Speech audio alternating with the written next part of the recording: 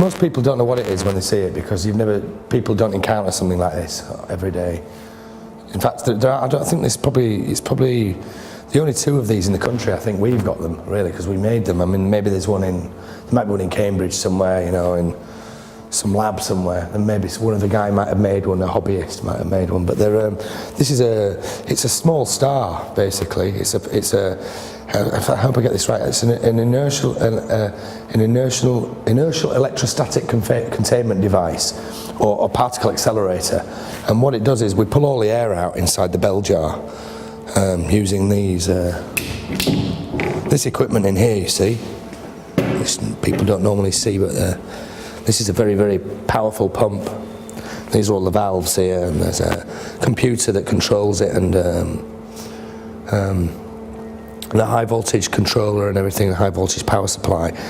This came out of research which Colin was very much at the head of, you know, the guy I was telling you about before, Colin Dancer, and so he was really instrumental in putting this together. I said I wanted to make a star, and he said, well, this is how we'll have to do it, because we were going to pursue another method, but it wasn't so easy. So this wasn't that easy, but it was easier than the one that I thought of.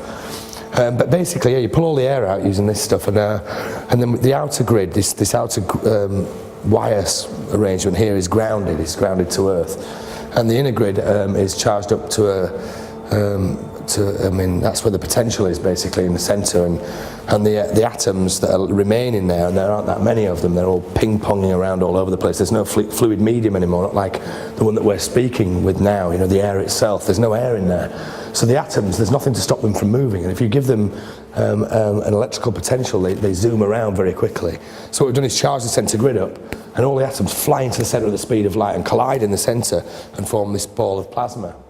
And in order to generate fusion, you need temperatures of upwards of 100,000 degrees, 100 million degrees centigrade. And if we cranked the voltage up a bit, we could easily get that here, but it would also produce a lot of X-rays, and we don't really want that. But at the minute, we estimate the temperature in there to be around 10 million degrees centigrade, which it's mind-boggling. You can't really understand that. You know, I mean, if you look at something and you think 1 million degrees is out of our imagination, really, and that can only happen because it's in a vacuum. You couldn't have 1 million degrees out here in the air. It's impossible. And a star, that's what it is. It's a star in a jar. It's called Perpetual Study in Defeat, and that's because really it's a preposterous idea really to make a star on Earth. You can't do it.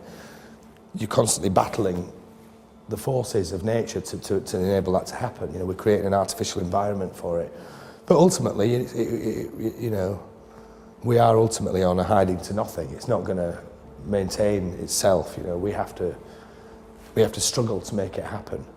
But I like the fact that we do. That's why stars are a symbol of hope too, you know. So although it looks quite sinister down here when the lights are out, I think for me it's a very beautiful and hopeful object, this.